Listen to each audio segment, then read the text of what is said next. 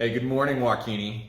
Obviously, I am not Jared. I'm not really sure because we didn't talk about what he was going to say before this. If he said something about how I was going to be speaking this week or sharing this week, or if you're just opening up the YouTube video and you're like, hey, wait a second, that's not Jared. Did I click on the right video? Well, no, I am not Jared. I am his younger, better looking brother who is very happy to have this opportunity to share with my home church this weekend.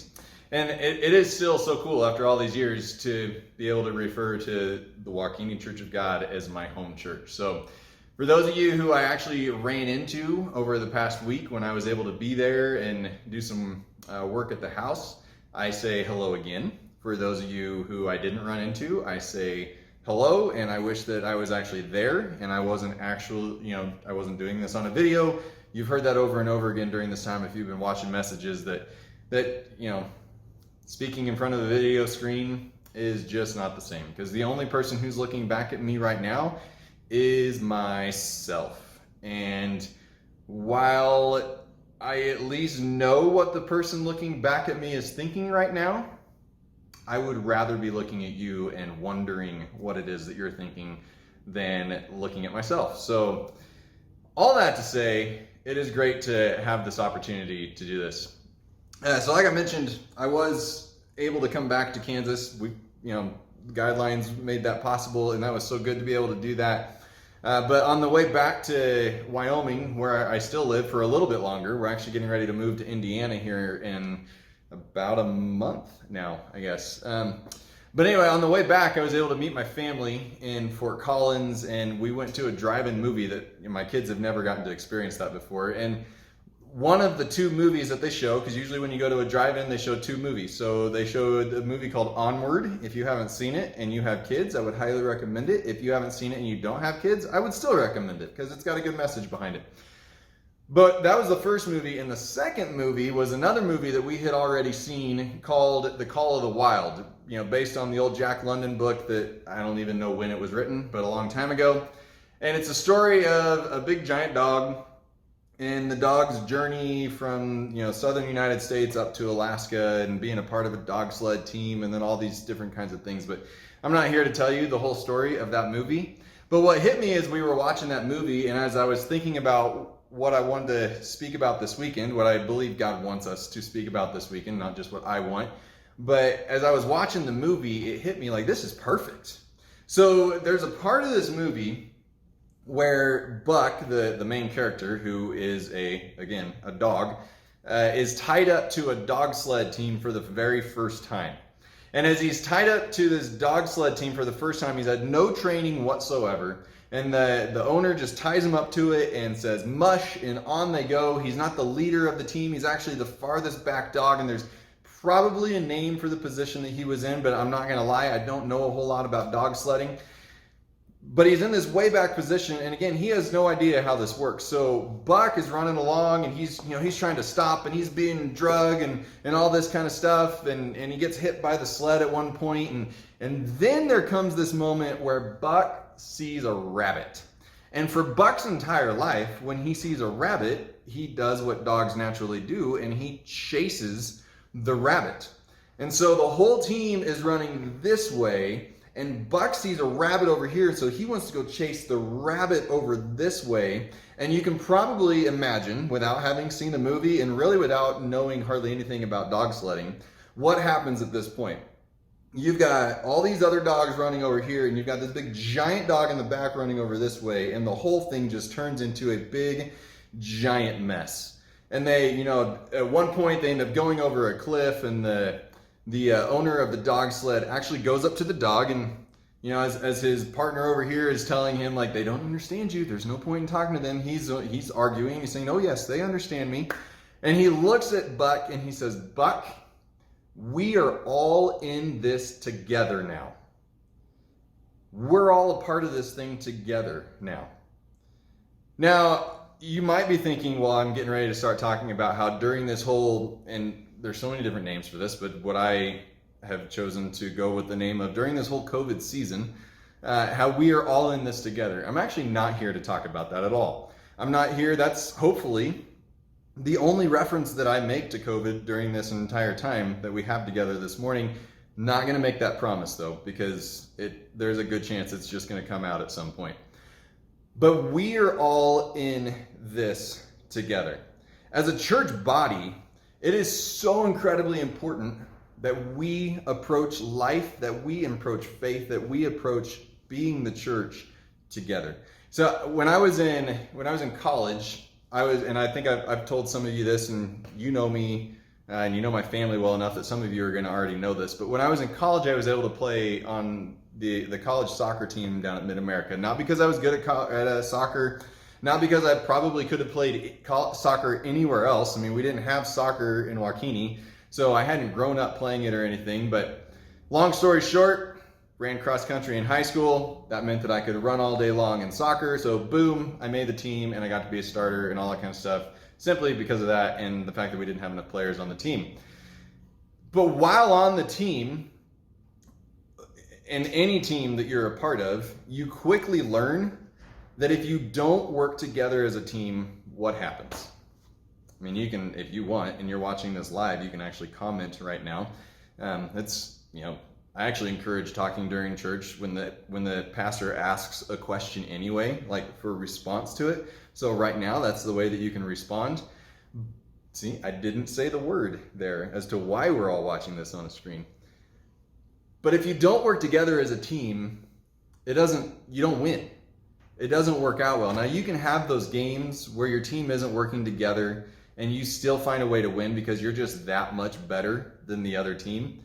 But playing soccer, we had a strategy. Our strategy was you kick it ahead to the forwards, who happen to be the only two Brazilians on our team, who happen to be the only two people on the team with some serious, mad footwork skills. We had a lot of other guys who were really good, and I mean, they easily blew me out of the water, but these guys were on a whole different level. So our whole strategy as a team was to not let them score, obviously, but then when we got the ball, to just kick it ahead to those guys and let them do their job. And we all bought into it. I don't remember ever feeling a time where there was somebody on the team just sitting there going, wait, but I want the ball instead. I want to go score all the goals. I want to be the one that looks like I'm the best and like I have all of this ability. I want this. No, we all bought into this strategy. I'd like to say that strategy took us to nationals and we won the championship and all that it didn't, because we weren't that good overall as a team is what it really came down to. We had some good games, but we weren't that good to make it in the years that I was playing there, probably because one of the starters had never played soccer before. But anyway, we had this strategy and we bought into it, and because of that, we enjoyed playing together, for one. And we actually did have some really good moments and some really good games. But what would it have been like if, we'll say Nathan, who was one of the other guys on our team, who actually is a really good soccer player and had some really good handling skills, and he would probably have been third or fourth as far as you kick it to this guy. What if Nathan had decided, you know what, I don't buy into that strategy. I don't like that strategy. I think we should use this one instead. Or, you know what? I think I'm going to kick it to that guy. Or what if on a team we decided that, because we had different jerseys that we would wear, and we all would wear the same jersey. I mean, what sport don't you, right? What if I decided when I showed up to the game that this time I don't want to wear that jersey. I want to wear the jersey that we wore 2 weeks ago. I want to wear the jersey that we wore 2 seasons ago. I don't want to look like the rest of them. I don't want to go along with the rest of them. I want to do things my way, and everybody else should just figure it out and do things my way. It wouldn't work. If I was the only one wearing the wrong jersey, I wouldn't get to play that week. What does this have to do with anything? Well, normally, I would be looking at your faces right now and I would be gauging whether or not any of this is landing. So for today, I'm just going to assume that this is all landing perfectly, and I can just transition right now and everything's going to be fine because we're all on the same page, right? Probably not, because we're human. And as humans, many times we are not on the same page. And you ready for it? You ready for it? That line's going to lead to this line. We're not always on the same page, but Jesus actually prayed. One of his few prayers for us, like specifically, I pray for these people, was for us to be a unified people.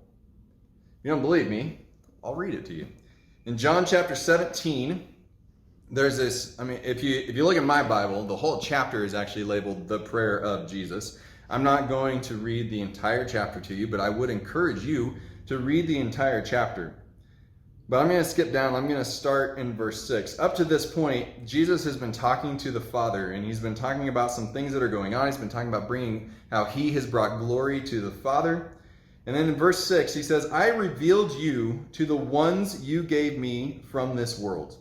They were always yours. You gave them to me, and they have kept your word. Now they know that everything I have is a gift from you, for I have passed on to them the message you gave me. They accepted it and know that I came from you, and they believe you sent me. My prayer is not for the world, but for those you have given me, because they belong to you. He's praying for those who are following him, who have chosen to follow the Father, who have chosen to listen to the Father. He's praying for you and I if we have chosen to follow him and if we are listening to the Father. In this prayer, he's praying for us. All who are mine belong to you, and you have given them to me, so they bring me glory. Verse 11, now I am departing from the world. They are staying in this world, but I am coming to you. Holy Father, you have given me your name. Now protect them by the power of your name. Man, we love that. Now protect them by the power of your name. We could stop right there and this would be great. Protect me from the evil that's in this world. Protect me from poverty. Protect me from hunger. Protect me from danger. Protect me from, fill in the blank of the things that we want protection from. And Jesus is praying, God, protect them. But that's not really what he's not praying for our safety as he says this prayer. It's not that kind of protection, because the verse continues on. The sentence that he's saying there continues on. Now protect them by the power of your name, so that they will be united just as we are. During my time here, I protected them by the power of the name you gave me. I guarded them so that not one was lost except the one who headed for destruction, as the scriptures foretold. So that'd be talking about Judas. Now I am coming to you. I told them many things while I was with them in this world, so they would be filled with joy. I have given them your word, and the world, listen to this. The world hates them because they do not belong to the world, just as I do not belong to the world. I'm not asking you to take them out of the world. So think about that. So, earlier when we like to stop at that spot where he says, so protect them. No, he's saying right here, I'm not asking you to take them out of the world. I'm not asking you to keep them safe, but to keep safe from the evil one. Not physical safety, not financial safety, safety from the evil one. The world hates them. They don't belong to it, just like I don't. In verse 16, they do not belong to this world any more than I do. Make them holy by your truth. Teach them your word, which is truth. Just as you sent me into the world, I'm sending them into the world. And I give myself as a holy sacrifice for them, so they can be made holy by your truth. And he says it again, I am praying, not only for these disciples, but also for all who will ever believe in me through their message. That's us. We weren't one of the original disciples, but we have chosen to believe through their message that got handed down, that got handed down, that got handed down. I pray that they will all be one, just as you and I are one. As you are in me, Father, and I am in you, and may they be in us, so that the world will believe you sent me. Let me read that verse 21 again. I pray that they will all be one. One of the things that's been going through my head over and over again is as we prepare for the time where we're going to be able to come back in a building together. And I know you guys are having those discussions. I'm not sure exactly where it's landing as of today, Sunday, as we're watching this, as we're interacting together today. But here at Highland, where I currently am in Casper, Wyoming, we were actually able to gather in the building again this past Sunday, which would have been, and I should know the date, but it would have been the 24th. So we were able to gather again on the 24th. The church where we're headed, the local church where we're headed in Monroe City, Indiana, was also able to gather for the first time in the building on the 24th. Now, both of those churches have taken different approaches. Here at Highland, we've kind of, we've got all the social distancing in place. We've got different guidelines, just all sorts of different things. We put a cap on how many we can fit into our room at one time, into our sanctuary at one time. We've got different greeters. We've shortened our service. There's just we've actually added an extra service on top of things. There's all sorts of different things that we've done.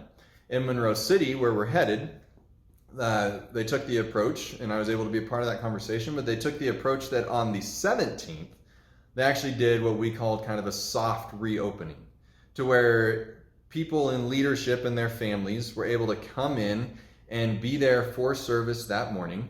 And then at the end of it, just kind of take notes of, okay, we didn't think about this, and we need to remember this when people come back next week, and we need to remember this, and no, this was great, this was not great, we need to scratch that. And so they took two different approaches.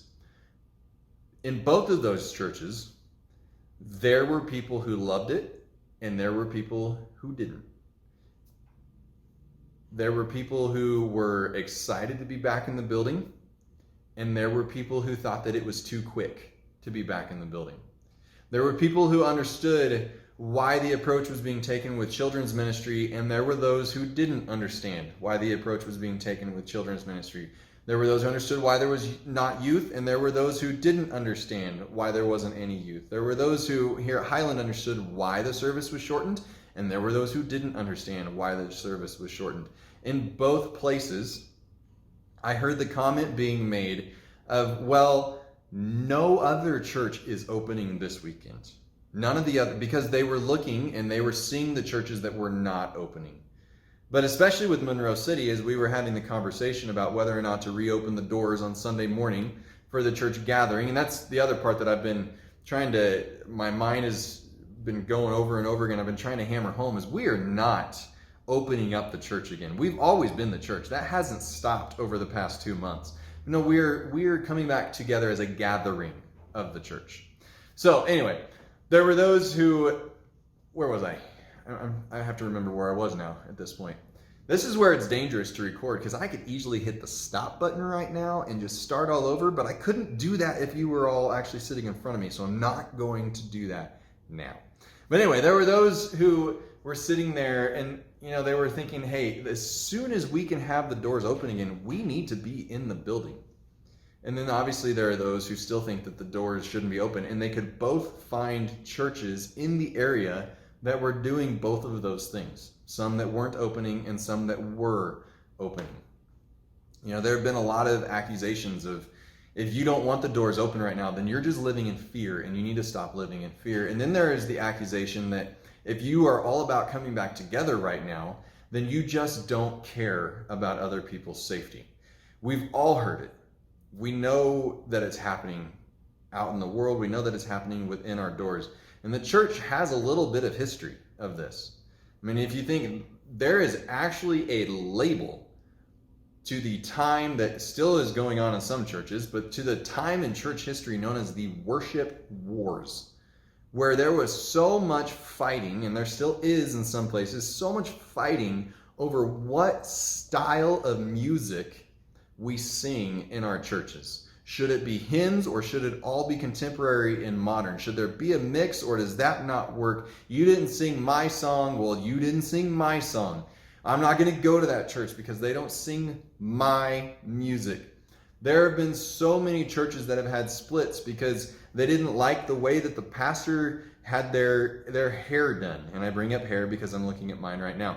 There is an actual, in the history of the Church of God, a split that occurred over whether or not neckties are okay to wear. There is a lot of history of disunity in the church. And Jesus' prayer for the church was the exact opposite of that. His prayer for the church, his prayer for his believers, his followers, those who would come next, I pray that they will all be one. You know, as we looked earlier on it, I pray that they would be united. Now, I am a big believer that unity is not the same as everybody having the same idea. That unity is not the same as we all walk into a room and we all agree about everything. The truth of the matter is, there are going to be those who prefer to sing hymns. And there are going to be those who prefer to sing the stuff that is, called contemporary. It's more on the radio stations today. There are going to be those who feel like we should not reopen doors yet for the gathering. And there are going to be those who feel like we shouldn't have ever shut the doors in the first place. There are going to be those who feel like you need to wear a suit and tie every Sunday. And then there are going to be those who say, no, you should wear shorts and a t-shirt every Sunday and just treat it like normality throughout the rest of the week. There are going to be those who, and of course that's only normality if you wear shirts and t-shirts the rest of the week. So then you have that discussion going on. Well, what is normal? What is my best? What is my worst? All these different things. There are going to be people who feel certain ways about certain things.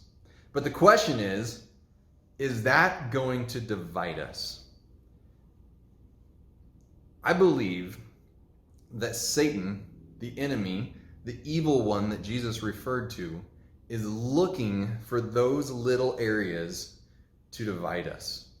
Jeff Myers, who wrote a book called Unanswered Questions, makes the statement in his book that the greatest, and I'm paraphrasing this, but the greatest hindrance to unity is when people forget that they are centered around one common purpose.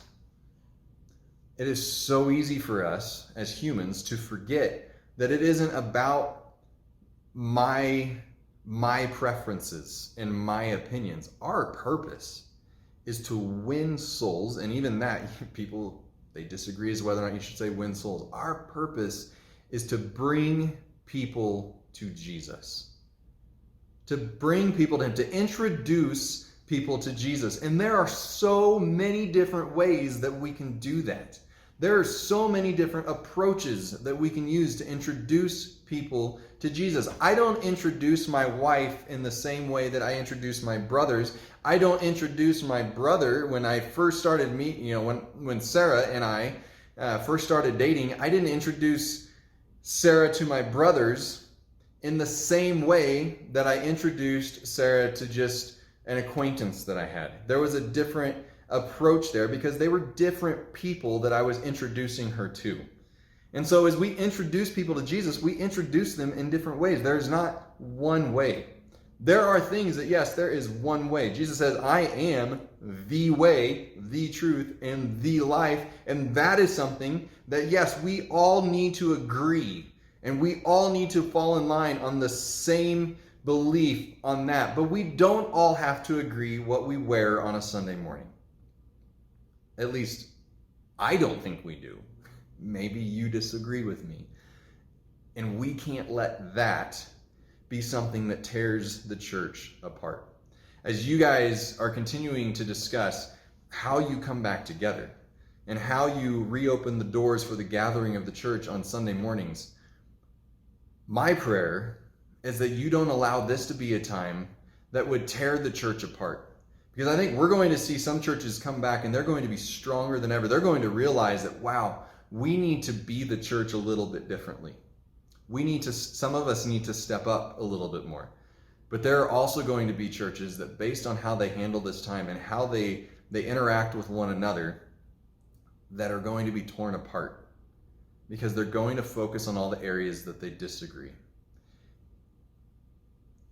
The best way that I can think of to make sure that we are united as a church, that you are united as a local church of God in Waukene, Kansas, that we are united as a church all over, is if we would actually follow the command that Jesus gave us. Funny how that works.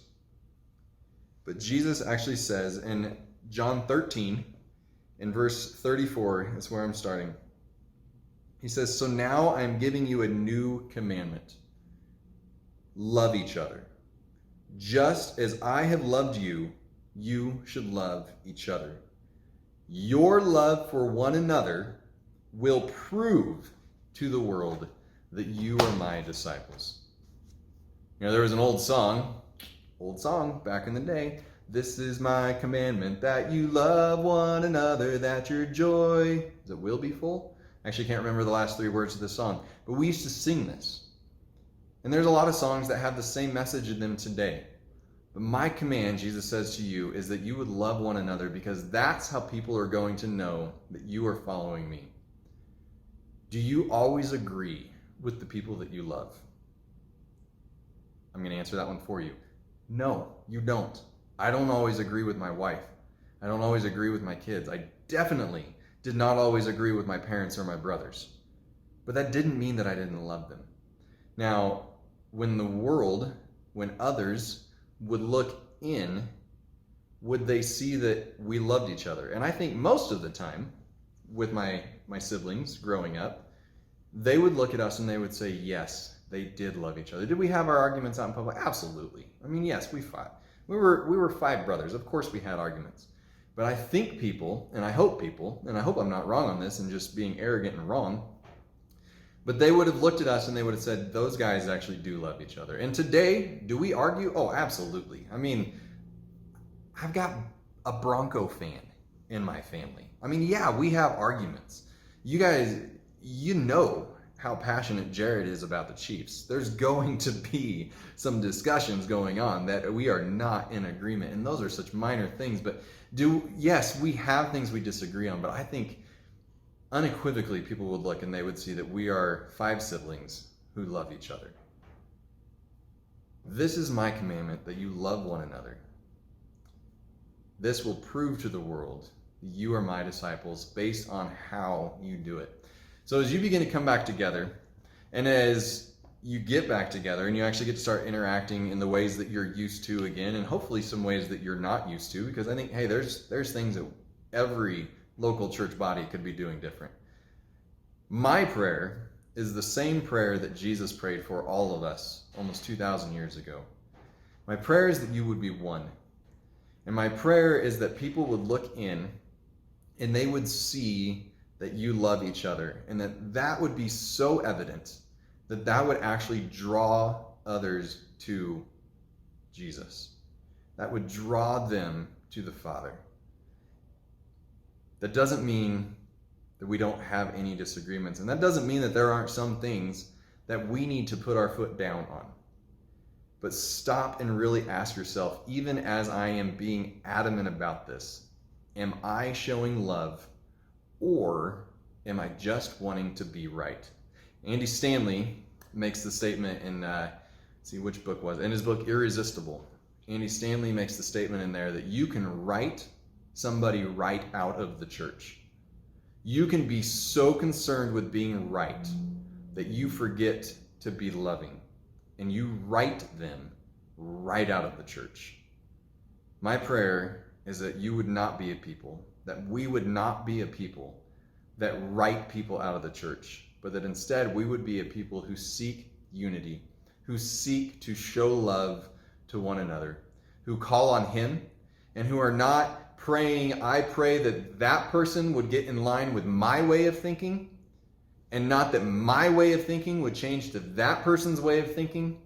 And this is the prayer that I've been praying so often, and I've shared it with the church in Monroe City. That's one of the cool things about this. I've been able to speak there 3 times, and I haven't left Casper. But my prayer has been that not that this person would come to my way or that I would go to their way, but that we would all become one, just as Jesus and the Father are one, and we would be one with Him. That's my prayer for you. Would you pray with me? God, thank you for the opportunity to do this. As awkward as things are, speaking into a camera, and as much as we're ready to be in a building together and be able to see one another face to face again, we are thankful that there are ways that we can still communicate with one another. God, I pray that until that day comes, that the Waukene Church of God can be in a room together again, that they would still continue to find ways to love one another, that they would still continue to find ways to be a community, that they would continue to find ways that the world around them would look at them and it would be unmistakable that they are your followers and your disciples because of the way that they seek to be united and they seek to love one another and they seek to love those that you love who are all around them. God, I pray this in your name. Amen.